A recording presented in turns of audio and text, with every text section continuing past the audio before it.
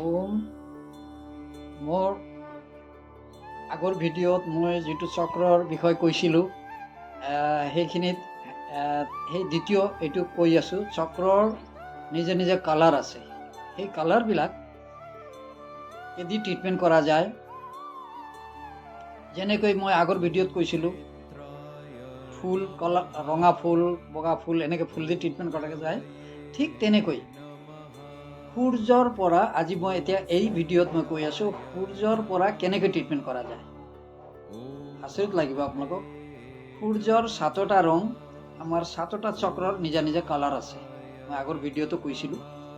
এতিয়া মূলাধাৰ চক্ৰ red colour, স্বাধিষ্ঠান চক্ৰ হ'ল আপোনাৰ সুমথিৰা কালাৰ অৰেঞ্জ কালার, মণিপুর চক্র হালদিয়া কালার, অনাহত চক্র গ্রিন কালার পাতা রং, বিশুদ্ধি চক্র কালার হল আপনার আকাশী রং ব্লু স্কাই ব্লু, নীলকণ্ঠ এখানে নীলকণ্ঠ শিবাজী। তারপর আহিল আজ্ঞা চক্র ঘন নীলা, ব্রহ্মরেন্দ্র এটা জামুন কালার অর্থাৎ ভায়োলেট কালার বলে কব লাগে, ইংরাজি দিলে ভায়োলেট কালার। তো এই চক্র সূৰ্যৰ পৰা কেনেকৈ ট্ৰিটমেণ্ট কৰিম, আজিৰ বিষয়টো এই ভিডিঅ' হ'ল যে সূৰ্যৰ পৰা আমি ট্ৰিটমেণ্ট কৰিব পাৰোঁ বেমাৰৰ। যেনেকৈ সূৰ্যৰ ৰশ্মিৰ পৰা বিভিন্ন ফলবিলাকৰ কালাৰ আহে। কিছুমান তাৰ পমেগ্ৰেনেট ডালিম ৰঙা ৰং হয়, কঁঠাল পকিলে হালধীয়া হয়, তাৰ গুণ সেইটো। সেই গুণ হালধীয়া কালাৰ দি আমাক নাভি চক্ৰৰ বেমাৰ হ'লে হালধীয়া লাগে, হালধি খালেও হয়। ঋষিমুনিসকলে কয় ঘৰত যদি নিজৰ হালধি আছে, হালধি গৰম পানীত দি খালে এই অৰ্গেনৰ কাৰণে ট্ৰিটমেণ্ট হয়। আৰু লগতে হালধি এণ্টিবায়'টিকো হয়, চবেই জানে এণ্টিবায়'টিকৰ কাৰণে। তো এনেকৈ সূৰ্যত যিটো আছে সেই কালাৰটো আমি পানীত আনি ঔষধ বনোৱা এটা ছিষ্টেম আছে। এইটো আপোনালোকে পাইছে, বহুতে হয়তো জানে। ডক্টৰ দেৱেন্দ্ৰ তেখেতে লিখিছে সুন্দৰকৈ। আমেৰিকাতো আজি গোটেই বিশ্বত এইটো ৰিচাৰ্চ হৈছে যে সূৰ্যৰ ৰশ্মি 4টা, ৰামধেনু চালে গম পোৱা যায় 7টা ৰং থাকে। আমাৰো ঋষিমুনিসকলে এই 7টা চক্ৰ ভাগ কৰিছে। কোন কালাৰেদি কোন জেগাত ট্ৰিটমেণ্ট কৰিব লাগে এইটো জানি থোৱাটো খুব ভাল।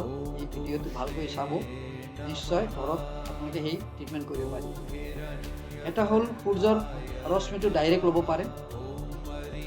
এতিয়া কি কালাৰ ল'ব, সেই কালাৰৰ আপোনাৰ আনিবৰ কাৰণে সূৰ্যটো আছে মিক্স হৈ কালাৰ, তাক আনিবৰ কাৰণে সেই ৰঙৰ গ্লাছ লাগিব। এই গ্লাছ বা বজাৰত পায় পেপাৰ, সেই পেপাৰেদি সূৰ্যৰ পৰা সেই কালাৰটো লোৱা যায়। সূৰ্যৰ এনেকৈ ৰাখি সূৰ্যৰ পৰা 1-1.5 ফুটমান আঁতৰত ৰাখি দি সেই ৰশ্মিটো শৰীৰত আহিলে সেই কালাৰ দি আমাক ট্ৰিটমেণ্ট কৰা যায়। কি বেমাৰ হৈছে এইটো জানিব লাগিব। আমি মূলাধাৰ চক্ৰ আগেও কৈছোঁ, মূলাধাৰ চক্ৰ ৰেড কালাৰ ৰঙা, স্বাধিষ্ঠান চক্ৰ মথিৰা কালাৰ অৰেঞ্জ কালাৰ, মূলাধাৰ চক্ৰ কি কয় এইটো আপোনাৰ মণিপুৰ চক্ৰ নাভি, এইটোৰ কালাৰ হালধীয়া কালাৰ ইয়েলো কালাৰ। তাৰপিছত আহিল অনাহত চক্ৰ গ্ৰীণ কালাৰ পাতা ৰং, আৰু এইটো আহিল বিশুদ্ধি চক্ৰ নীলা ৰং ব্লু স্কাই ব্লু। তাৰপিছত আহিল আজ্ঞা চক্ৰ ঘন নীলা। তাৰপিছত আহিল ব্ৰহ্মৰেন্দ্ৰ, ইয়াৰ হ'ল জামুন কালাৰ বুলি কওঁ, জামুন ভাইলেট কালাৰ। তো এই কালাৰকেইটা সূৰ্যত আছেই অলৰেডি, আমাৰ শৰীৰৰ লগত ফিট হোৱা কালাৰ সূৰ্যত আছেই। এতিয়া কোন জেগাৰ বেমাৰ হৈছে সেই কালাৰ দি ট্ৰিটমেণ্ট কৰিব লাগে। ডক্টৰে লিখা কিতাপ এনেকৈ ফ'ল' কৰিব, নিশ্চয় পাব। এই ভিডিঅ'ৰ মাধ্যমত অলপ মই কম, ধ্যান দি শুনক। তো ডাইৰেক্ট সূৰ্যৰ পৰা কি বেমাৰ হৈছে এইটো জানি পেলাই কোন চক্ৰৰ বেমাৰ হৈছে, তলৰ বেমাৰ হৈছে প্ৰষ্টেটৰ বেমাৰ বা আপোনাৰ ডেলিভাৰীৰ বেমাৰ বা নাৰীবিলাকৰ মা বনীহঁতৰ যিটো বেমাৰ, বিকুৰীয়া হওক, মিন্সৰ গণ্ডগোল হওক বা কিবা, সেই এইটো তলপেটৰ বেমাৰ, মূলাধাৰ চক্ৰৰ বেমাৰ। তাৰপিছত এইটো সোলাৰ প্লেক্স আছে, স্বাধিষ্ঠান চক্ৰ সোলাৰ প্লেক্স, তাৰ এটা ভাগ আছে শৰীৰত, তাত যিমান অৰ্গেন আছে তাৰ কাৰণে মথিৰা ৰং লাগিব সেই বেমাৰৰ কাৰণে। নাভিৰ আশে পাশে যদি বেমাৰ হৈছে তেনে হালধীয়া ৰং লাগিব, এইটো হ'লে পাতা ৰং, এইটো নীলা ৰং। তো এইটো পানীৰ পৰা সূৰ্যৰ পৰা কেনেকৈ আনিব সেই বিষয়ে মই কৈ আছোঁ। 3 ধৰণে আনাৰ কথা কৈছে ইয়াতে, 3 ধৰণে আনা যায়। এটা হ'ল ডাইৰেক্ট সূৰ্যৰ পৰা কলত ৰাখি পেলাই আনিব পাৰে। নম্বৰ 2, সূৰ্য নাই। কিছুমান দেশত, ইংলেণ্ডত বা বিদেশত সূৰ্যত তেওঁলোকে দেখাত খুব কম হয়। কিছুমান দেশ আছে সূৰ্য উদয় নহয়, 5-6 ঘণ্টা হৈ এনেকৈ 6-7টা দেশ আছে, তেওঁলোকে সূৰ্য দেখাত খুব মুস্কিল, সূৰ্যটো মানে দেখা নাপায়। যেনেকৈ কুমেৰুত 6 মাহ দিন 6 মাহ ৰাতি হয়, 6 মাহ সূৰ্য দেখা পায়, 6 মাহ নাপায়। ঠিক তেনেকৈ কিছুমান দেশত আছে, এতিয়াও সেই দেশ আছে তাতে সূৰ্য তেওঁলোকে পোৱাটো টান। কিন্তু আমাৰ ভাৰতবৰ্ষ এনেকুৱা এটা জাগা, আমি গ্ৰীষ্মমণ্ডল অৰ্থাৎ বিষুৱ ৰেখাৰ আমি উত্তৰত আছোঁ, বিষুৱ ৰেখাৰ উত্তৰত। কিন্তু পৃথিৱীৰ 23.5 ডিগ্ৰী অক্ষাংশৰ ওপৰত থকাবিলাকৰ দেশ যিমান আছে, 23.5 ডিগ্ৰী ভূগোলৰ আপোনাৰ যে অলপ নলেজ লাগিব। বিষুৱ ৰেখা অঞ্চলৰ পৰা যেনেকৈ মকৰ ক্ৰান্তি, কৰ্কট ক্ৰান্তি কওঁ আমি, 23.5 ডিগ্ৰী উত্তৰ গোলাৰ্ধ আৰু 23.5 ডিগ্ৰী দক্ষিণ গোলাৰ্ধ, সূৰ্য এইখিনিতে উত্তৰায়ণ দক্ষিণায়ন হৈ থাকে। তো সেই সময়ত তাৰতম্যটো বেলেগ বেলেগ হৈ যায়। বেলেগ বেলেগ জাগাত সূৰ্যৰ ৰশ্মিৰ ওপৰত মানুহৰ বেমাৰ আজাৰ ট্ৰিটমেণ্ট এইবিলাক কৰিলে তেতিয়াহে ফল পোৱা যাব। কিন্তু আজি গোটেই বিশ্বত একে ধৰণৰ ট্ৰিটমেণ্ট আছে, কেঞ্চাৰৰ ঔষধ চবকে একে দিয়া হয়, এইটো ঠিক নহয়। ক্লাইমেট অনুসৰি হ'ব লাগিছিল। কোন জোনত আছে মানুহ, এতিয়া আমি গ্ৰীষ্মমণ্ডলত আছোঁ, আমি বিষুৱ ৰেখাৰ উত্তৰ ফালে আছোঁ। বিষুৱ ৰেখা আমাৰ ধৰক শ্ৰীলংকাৰ পৰা আৰু তলফালে এই সমুদ্ৰৰ পৰা বিষুৱ ৰেখাটো গৈছে, তাৰ আমি উত্তৰত আছোঁ যিহেতু আমাৰ ক্লাইমেটটো অলপ বেলেগ হ'ব। আমাৰ শৰীৰৰ গঠন, শৰীৰৰ খোৱা বোৱা আমাৰ বেলেগ হ'ব লাগিব। গতিকে গোটেই ৱৰ্ল্ডৰ যদি হিউমেন বিংটো হয় একে হয়, শৰীৰৰ ষ্ট্ৰাকচাৰ একে, সব একে, কিন্তু ক্লাইমেটৰ লগতো ৰোগৰ কথা আছে, খাদ্যৰ কথা আছে, ঔষধৰ কথা আছে। সব ঔষধ সব ক্লাইমেটত থকা মানুহৰ কাৰণে চুইটেবল নহ'ব, কাৰণ ক্লাইমেট এটা আছে। ছাপ'জ এতিয়া আমিষ নিৰামিষৰ কথা আহে, ঠাণ্ডা জেগাৰ মানুহবিলাকে মাছ মাংস আমিষ বা কণী ডিম তেওঁলোকে খালে সিমান ক্ষতি নহ'ব পাৰে।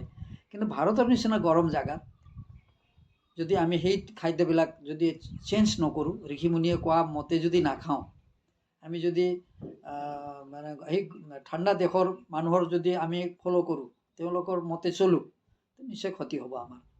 তো সেইটোৱে হৈছে নেকি ভাৰতত আজি মোৰ বোধেৰে। আমাৰ খাদ্য নীতিবিলাক আমাৰ ঠিক নাই, ঋষিমুনি কোৱা মতে আমি জলবায়ু হিচাপে খোৱা নাই, আমি ৰোগমুক্ত সমাজ হোৱা নাই, আমাৰ খাদ্য নীতি আমাৰ ঠিক নাই। সেইকাৰণে চাণক্য কৈছে যে, চাণক্য নীতিতো কোৱা আছে এইটো, আৰু গীতাতো কোৱা আছে বাৰে বাৰে, আহাৰ বিচাৰ নিদ্ৰা। এই আহাৰটো আমাৰ ঠিক হ'লে নিশ্চয় বেমাৰ কিছু কণ্ট্ৰল হ'বই হ'ব। আৰু আজি প্ৰায় দেখা যায় বেমাৰী হ'লে মানুহ উপবাসটো নাজানোৱে আমি, উল্টা বেমাৰী হ'লে মাংস খাবি, মাছ খাবি, এইটো খাবি সেইটো খাবি, এনেকুৱাহে ছাজেশ্যন পোৱা যায়। উপবাসৰ কথাটো কোনেও নকয়।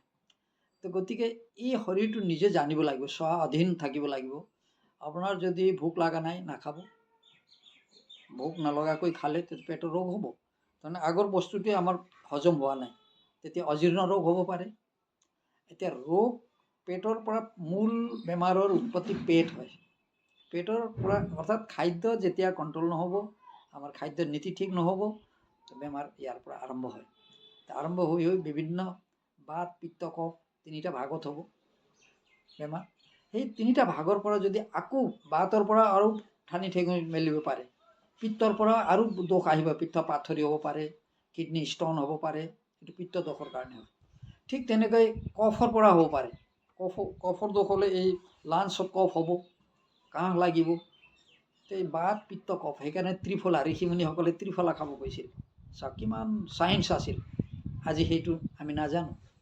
ত্ৰিফলা হয়তো কামিং জেনেৰেশ্যনটো চিনি নাপাব কিজানি, আমিও পোৱা নাই, আমিও লেটকৈ পাইছোঁ যদিও, তো কামিং জেনেৰেশ্যন হয়তো সেইটো অজ্ঞান হ'ব নেকি। গতিকে তেওঁলোকৰ উপকাৰ কাৰণে, এই মানৱ কল্যাণৰ কাৰণে আজি ভগৱানে হয়তো গোটেই বিশ্ব যোগা দিৱসটো পালন কৰিব পাৰিছে। গোটেই পৃথিৱীয়ে আজি বুজি পাইছে যে ঋষিমুনিসকল ইমান চাইণ্টিষ্ট আছিল, ইমান বিজ্ঞানী আছিল। গোটেই ৱৰ্ল্ডে আজি স্বীকাৰ কৰিছে এইটো। আজি গোটেই ৱৰ্ল্ডৰ বিজ্ঞানী আইনষ্টাইনেও কি কৈছিল শিক্ষাৰ বিষয়ে? শিক্ষাৰ অভাৱৰ কাৰণে মানুহ বেমাৰ হয়। শিক্ষা অৰ্থাৎ জ্ঞান। আইনষ্টাইনে কৈছে কি অকল কিতাপ পঢ়ি ডিগ্ৰী লৈ চাৰ্টিফিকেট ল'লেই শিক্ষিত নহয়। আইনষ্টাইনে কেনেকৈ কৈছিল? Education is not the learning of fact but the training of mind to think and emotion. Think আৰু ইম'শ্যন। শিক্ষা লোৱাৰ পিছত যদি আমি থিংকিং কৰিব নাজানো, ধ্যান কৰি পেলাই যাতে এটা বস্তুত যদি আহিব নোৱাৰোঁ, অৰ্থাৎ বিজ্ঞানীসকলে কি কৰে? ধ্যান কৰি কৰি বিজ্ঞান হৈ আৱিষ্কাৰ কৰে, কেনেকৈ যাব কি নহয়, অৰ্থাৎ সেইটো ধ্যান। কোনোবাই গাড়ী বনাইছে, ধ্যান। কোনোবাই বাল্বৰ আৱিষ্কাৰ কৰিছে, এইটো ধ্যান কৰিছে। সিহঁতে ধ্যান কৰি কৰি লাগি লাগি আৱিষ্কাৰ কৰিছে। ঠিক বিজ্ঞানী হ'বলৈ হ'লে সেই ধ্যান কৰিবই লাগিব। ঋষিমুনিসকলে বহুত আগতে কৈছিল, আমি বুজা নাই যে ধ্যাননো কি। ধ্যান মানে অৰ্থাৎ সেই শিক্ষা যিটো আইনষ্টাইনে কোৱাৰ নিচিনা থিংকিং, ইমোশ্যন, যিটো ভিতৰত ইমোশ্যন বা থিংকিং অহাৰ কাৰণে শিক্ষা। তো সেই জ্ঞানটো যদি নাহে, আমি যদি ফেক্ট পঢ়ি থাকোঁ, অকল নট লাৰ্ণিং অফ ফেক্ট, আমি খালি ফেক্ট পঢ়ি থাকিলোঁ, চাৰ্টিফিকেট পালোঁ, সেইটো শিক্ষা নহয়। যেনেকৈ আৰু এটা সংস্কৃত কৈছে, বিদ্যা বুলি কৈছে, সংস্কৃত শ্লোক আছে ধুনীয়া। বিদ্যা নাম নৰেশ্য ৰূপমধিকম বিদ্যা প্ৰচ্ছন্ন গুপ্ত ধনং বিদ্যা ভোগকাৰী যশ সুখকাৰী বিদ্যা গুৰুনাং গুৰু বিদ্যাৰো বন্ধুজনো বিদেশ গমনান বিদ্যা পৰম দৈবত বিদ্যা ৰাজসু পূজিতং নতু ধনং বিদ্যাবিহীন পশু। এতিয়া বিদ্যাবিহীন পশু কৈছে। এতিয়া বিদ্যা নহ'লে পশু, সেইটোৰ কাৰণে স্কিল লাগিব। আগৰ দিনৰ মানুহবিলাক বিদ্বান আছিল, স্কুল কলেজত যোৱা নাছিল, হয়তো তেওঁলোকে অঙুঠা ছাপ আছিল, হয়তো চাৰ্টিফিকেট তেওঁলোকৰ নাছিল, কিন্তু শিক্ষিত আছিল। কেনেকৈ? স্কিল আছিল, জ্ঞান আছিল, সেইটোৱে শিক্ষা। সেইকাৰণে স্কিল ইণ্ডিয়া আজিৰ চৰকাৰেও কৈছে স্কিল ইণ্ডিয়া হ'ব লাগে। তো স্কিলটোৱে হ'ল শিক্ষা, সেইটোৱে হ'ল জ্ঞান। কাৰোবাৰ কাৰ্পেণ্টাৰ জ্ঞান আছে, কাৰোবাৰ গাড়ী চলোৱা জ্ঞান আছে, কাৰোবাৰ খেতি কৰা জ্ঞান আছে, কাৰোবাৰ ফাৰ্মিং কৰা জ্ঞান আছে, সেইবিলাকে স্কিল। সেইটোৱে জ্ঞান, সেইটোৱে বিদ্যা। সেই বিদ্যা হ'লে আৰু বাকী একোৱেই নালাগে। তো গতিকে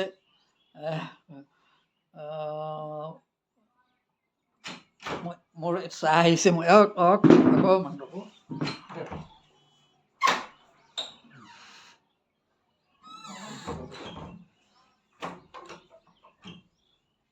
চৰি আপোনালোকক, মোৰ চাহ সেইকাৰণে মোক মাতিছে, মোৰ আপোনালোকক কৈছোঁ যদিও। গতিকে